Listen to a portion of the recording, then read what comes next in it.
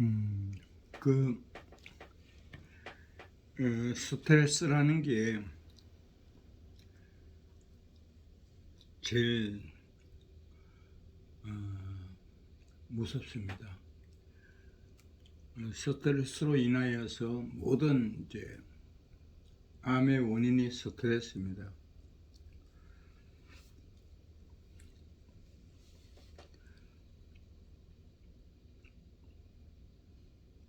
제가 이제 약국을 만약에 계속했으면은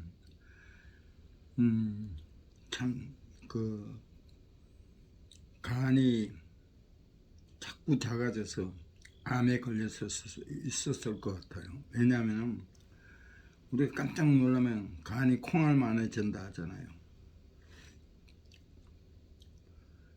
특별히 질투가 많거나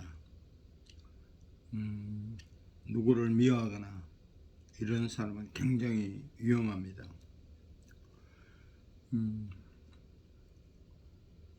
우리 막내 여동생이 있습니다.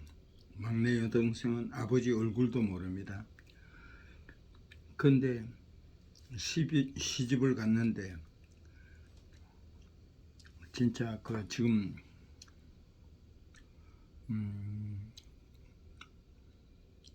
60대 중반이죠. 그 일찍 시집 가가지고 엄청나게 시집살이를 했어요. 그 연탄가스에 채가 쓰러지기도 하고 그 상처가 지금도 남아 있어가지고 시어머니가 아픈데도 절대 이혼을 하면 못 모신다요. 우리 여동생은 이제 아버지 얼굴도 몰라요. 근데 이제 술을 한 잔 먹으면은 항상 눈물이 많아요. 이것은 이제 과거의 상처를 지우지 못했다는 거예요. 우리 또 내보다 8살 많은 누나가 있어요. 중학교 영어 선생한 누나. 엄마를 엄청나게 미워하더라고요. 근데 물어봤어요. 몇 년 전에. 왜 그랬냐고. 그랬더니 그 누나가 동생들은 밑으로 4명이 진짜 다 어리죠. 애기지 애기. 그 누나는 중학생인데 엄마가 너무 힘들어서 네가 밥해 먹고 가라. 그게 상처였더라고요. 우리 또 형이 있어요. 내보다 4살 많은 형. 항상 뭐 60이 됐는데도 그 술을 한 잔 먹으면 눈물을 흘려요. 기쁨의 눈물이 아니라 가게의 상처 때문에.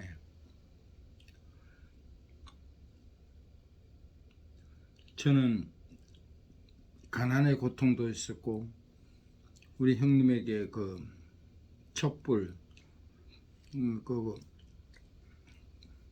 어릴 때 그 바늘로 내 손가락을 찌르려는 그런 고문이 있었어요. 그리고 우리 아버지가 저도 8살 때 초등학교 입학하기 전에 하늘나라로 이사 가셨는데 또 내 말고도 이제 주위 사람들 들어보면은 3살 때, 4살 때, 5살 때 이렇게 아버지가 돌아가셔서 아버지 얼굴을 모른다 하지만 또 건강한 그래도 그것을 넘어서 과거를 생각하지 않고 진짜 인생을 잘 사는 사람이 있는가 하면 과거에 묻혀서 우리 아버지는 왜 일찍 돌아가셨어 이러면서 이렇게 후회하는 것이 아니라 그 과거에 매여 있는 사람이 많죠. 있어요.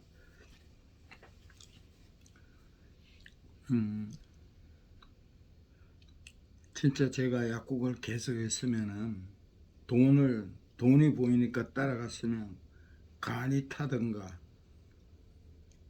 그러나 그 중에 제가 우울증이 걸렸습니다. 3년 동안 우울증이 걸렸는데 지금은 완전히 스스로 치유하였습니다. 병원도 가지 않고. 우리 이제 그 형님, 나를 고문한 형님, 지금 이제 생존해 계시면 연세가 엄청 많은데요. 자기를 볶았어요. 어쨌든 그래서 50 중반에 돌아가셨어요. 또 그 위에 누나도, 우리 그 밑에 누나도 있는데요. 누나도 50대 중반에 돌아가셨는데요. 매형이 3일도 잠도 자요. 우리 누나는 아주 다혈질인데 그걸 보고 그냥 와, 술인 자기하고 틀리더라도 술인다 한 잔 먹고 풀으면 되는데 쌩쌩한 눈으로 쳐다보고 있으니까 오랜 세월 10년, 20년, 30년이 살다 보니까 거기서 스트레스도 뭉쳐서 전신에 암이 와서 돌아가셨어요. 술을 오히려 한 잔 먹었으면은 내가 쉬는 시간이 있지 않았겠어요. 저는 그렇게 생각합니다. 일 중독은 굉장히 위험합니다. 자기 취미 생활을 하면서 즐기면서 일도 열심히 해야 됩니다. 또 내가 아는 사람 중에는 이제 80이 가까워져 있는데 오랜 동안 배우자와 함께 아이들을 교육시킨다는 이런 걸로 배우자는 시골에 있고 거의 뭐 서울, 청주 이런 곳에 사셨어요. 이분이 이제 그 뭐 아이들 교육시키는 목적 위해서 이제 밖에서 청주나 도시에서 사셨다. 손녀들도 손자들도 다 크고 이러니까 시골로 올 수밖에 없었어요.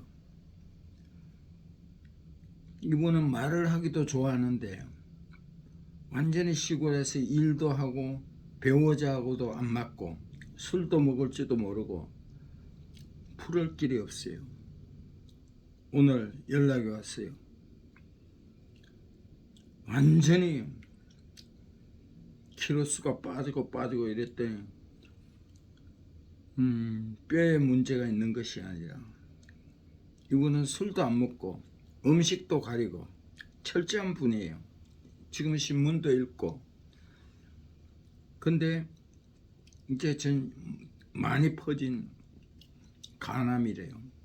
술도 하나도 안 먹어요. 음식도 가려 먹는데 스트레스죠. 이제 그 시골에 간 것은 도시에 살다가 말도 하기를 좋아하는 분이 도시에 살다가 어쩔 수 없어서 이제 시골에 가서 배우자가 있는 곳에 본인에게도 책임이 있어요. 거기를 가지 말았어야죠. 몇 년 살고 지금 오늘 소식이 왔는데 이제 돌이킬 수 없는 암이 걸렸어요. 중요한 건 이 땅에서 힘들게 사는 거, 암이 걸리고 이런 것보다 내세가 있잖아요. 이런 기회에 지옥 가면 안 되잖아요. 또 다음 세계가 있는데 저는 이렇게 나쁘게 살지 않았어요. 나쁜 짓도 안 했어요. 그러나 예수님을 믿지 않으면 예수님 십자가에 못 박힌 예수님을 모르면은 아무리 착하게 살아도 천국을 못 가요. 지옥을 가면 안 되죠. 저는 이제 그 영혼을 위해서 기도해야 되겠죠. 착하게 열심히 살다가 억울하게 지금 강도도 아니고 나쁜 짓도 안 했는데 근데 이분은 이제 말을 좋아하는데 시골에 가니까 말할 상대도 안 되고 이분은 신문도 읽어요. 시골 가면 뭐 누가 대화가 되겠어요. 결국은 스트레스가 작용해 간에 치명적으로 온 거예요. 술인 때는 한 잔 먹으면 그냥 뇌를 씻게 하고 풀을 수 있는데 또 술도 안 드셨고 내 친구 중에 참 좋은 친구가 있었는데 고등학교 어, 최종 졸업이 고등학교인데 아주 대기업에 들어갔어요. 상무까지 했어요. 상무까지 하자니 얼마나 그 윗사람들에게 자기를 숨기고 그 숨겨야 되겠어요. 사랑의 숨김이 아니라. 이 친구도 퇴직한 후에 2년에서 가남으로 하늘나라로 갔어요. 스트레스가 무서워요. 그냥 노래방 가서 노래하고 포장마차 가가지고 한 잔 먹고 넋두리하고 그 새끼가 어땠어 이러면서 그래야 암에 안 걸리면 이 땅에서 살면서 큰 병에 걸려가 살다가 오랫동안 고생하면 안 돼요. 남을 이런 분들이 남을 탓하기 전에 자기를 혹사한 거예요. 그냥 자기 갈 길을 찾아야죠. 그 주어진 환경 내에서 사람은 이제 우울질, 다혈질, 점액질, 기질이 다 틀려요. 근데 그 나쁜 것이 다 없어요. 근데 자기 성격을 성화시킬 수 있어야 돼요. 그 자기들한테도 책임이 있어요. 저는 이렇게 막걸리를 항암제로 생각합니다. 인생은 살다 보면 스트레스 투성입니다. 그럴 때 이제 술 한잔 먹고 술 먹고 지정하고 남을 괴롭히면 안 되지만 술을 한잔 먹고 이제 잠을 잔다는 것은 뇌를 쉬게 한다고 저는 생각합니다. 오늘은 좀 이렇게 유튜브가 깁니다. 우리는 상한 마음에 세상에 여러 가지 의지하며 이를 숨기고 보상하려고 한다. 하나님께서도 인간들이 세상에 생존해 나가는데 필요한 일용할 양식과 세상의 것을 허락하셨지만 그곳에 뿌리를 내리고 영구히 의존하며 살도록 허락하신 것이 아니다. 우리들의 생존이나 고통은 임시로 피하게 하려고 주신 것이다. 우리 인간은 결코 세상의 것으로 우리의 본질적인 문제를 해결할 수가 없다. 인간은 하나님의 형상으로 지음을 받았기에 이것이 무슨 말인가 하면 소는 소의 모습으로 개는 개의 모습을 했지만 인간은 하나님께서 우주를 창조하신 하나님께서 인간은 하나님의 형상으로 하나님의 인간이 대단한 거예요. 그걸 자기가 이제 파괴하고 무시하고 존재 가치를 낮췄는다는 자존감을 떨어지게 산다는 거예요. 우리가 하나님 동등한 위치예요. 하나님의 형상으로 지음을 받았다는 거예요. 우리의 본질적 갈증을 채울 수 없으면 또한 상한 마음이 고쳐지지 않고는 그 어떠한 것으로 채워도 문제는 해결되지 않는다. 그럼에도 우리는 상함과 굶주림 때문에 어쩔 수 없이 세상에 중독되고 포로되어 살아가고 있다. 이를 치료하기 위해 먼저 필요한 것이 있다면 잘못된 치료 방법을 중단하는 것이다. 우리는 세상이 우리의 상처를 싸매주고 치유해 주실 수 있다고 믿고 열심히 의지하며 살지만 결코 그곳에 치유가 없음을 알아야 한다. 그래서 그곳을 떠나 바른 치료자로 가는 것이 중요한 것이다. 그러므로 우리는 먼저 세상을 떠나야 한다. 떠남은 구약의 가장 중요한 주제 중 하나이다. 하나님께서는 아브라함을 통해 구원의 계획을 시작하실 때 가장 먼저 요구하신 것이 바로 떠남이었다.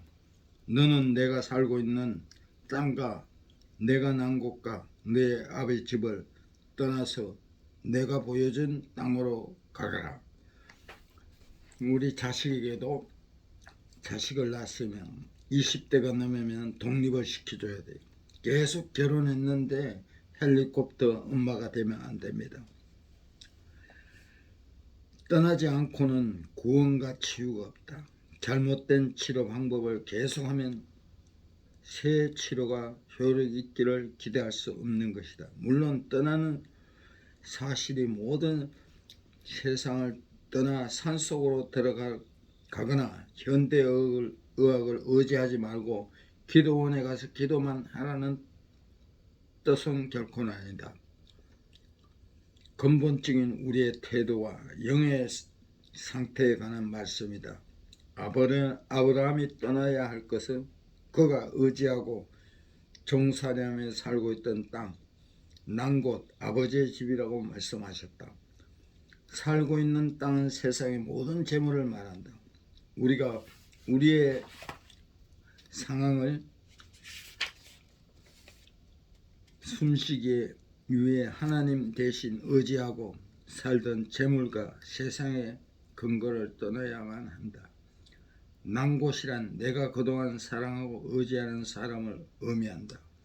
나의 굶주림과 두려움을 채워주고 보호해주는 모든 것과 사람이다. 또한 아버지의 집이란 나의 부모이다. 부모 자체가 부모가 남긴 모든 외적 내적 유산을 떠나야 한다는 것은 예수님께서 사람의 원수가 자기 반 식구일 것이다 이렇게 말씀하셨습니다. 저도 우리 아버지가 8살 때 돌아가셨지만 내가 8살 때 어머니만 쳐다봤어요. 어머니가 없으면 나는 죽는 줄 알았어요. 말씀하신 것은 우리가 하나님 앞에 가기 위해 떠나야 할 것에 대한 말씀이다. 그러나 떠나지 못하게 가장 강하게 붙잡는 것은 가까운 가족이다. 이는 단순히 교회에 못 나가게 가족이 핍박하는 뜻이 아니라 우리는 하나님 대신 부모를 이처럼 의지하고 살고 있으며 의지하지 않는다고 하더라도 어려서 받은 부모의 영향이 아주 깊이 의존하고 있다는 뜻이다. 그래서 부모가 남긴 긍정적 부정적 영향력을 떠나지 않으면 하나님을 진정으로 만날 수가 없습니다. 부모에 대해 분노는 사람은 하나님에 대해서도 분노하는 마음이 있다. 비록 드러나지 않더라도 부모에 대해 무서워하거나 분노하는 만큼 하나님께 대해서도 그러한 마음을 가질 수 있다. 하나님께 더 열리기 위해서는 부모와 관계가 더 열려야 한다. 그래서 하나님께서는 부모를 공경하는 것을 중요하게 여기신다. 이는 윤리적인 차원에서만 그런 것이 아니다. 하나님과 관계를 형성하는 데 중요하기 때문이다.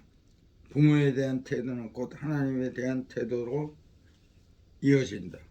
하나님을 경외한다고 하면서 육신의 부모로 소홀히 한다면 그것은 하나님에 대해서도 진정한 경외라고 볼 수 없다. 하나님을 경외하는 것은 겉으로 일뿐 속으로는 육신의 부모를 홀대하는 것처럼 진심으로 경외한다고 볼 수 없는 것이다. 하나님께서는 아브라함의 떠남의 사건을 이스라엘 민족 구원에도 적용하신다. 즉 출애굽이 바로 그 떠남이다. 세상에 종살이하고 있던 이스라엘 백성을 구원하시려는 하나님의 첫 계획이 바로 떠남을 통해 시작하는 것이다. 또한 희년사상 곧 그리스도의 복음의 핵심이라고 하는데 이 희년에서도 노예와 포로 상태로부터 떠나는 것이 희년 선포의 시발점이 되고 있다. 아주 가까운 예로 아이들을 홀로 서게 해야 된다는 거야. 계속 이렇게 껴안고 있고 끝까지 우리가 부모가 책임을 질라 하면 그 자식은 약해집니다. 오직 정답은 성경입니다. 오늘 긴 유튜브를 했습니다. 모두가 왜 하느냐, 모두가 이 땅에서 내가 왜 어떻게 이 땅에 왔으며 어떻게 살아가며 내세가 어떻게 펼쳐진다는 것을 많이들 모르고 있기 때문에 교회를 나가도 모르고 맹종하고 종교 행위를 하고 있기 때문에 오늘 이 유튜브를 올립니다. 목사님, 성직자들이 정답이 아닙니다. 우리 스스로 하나님께 기도하고 성령의 의지에서 성경을 읽어서 내 것으로 만들어서 그것을 진짜 정답을, 성경의 정답을 후손들에게 알리는 것입니다. 그리고 선교사들을 후원하고 섬기는 것이 후손들에게 귀한 축복이 돌아갑니다. 선교사들은 오지에서 거의 많은 선교사님들이 한 10%, 1%는 나쁜 선교사도 있겠지만 거의 다가 귀한 선교사입니다. 그들을 섬기면 하나님께서 그 가정에 행복을 주십니다. 교회에 맹종하지 마십시오. 한국 교회는 너무 부자가 되어 있습니다. 계속 이렇게 갈 것입니다. 더 이렇게 주님 안에서 즐기고 행복하십시오. 사랑합니다.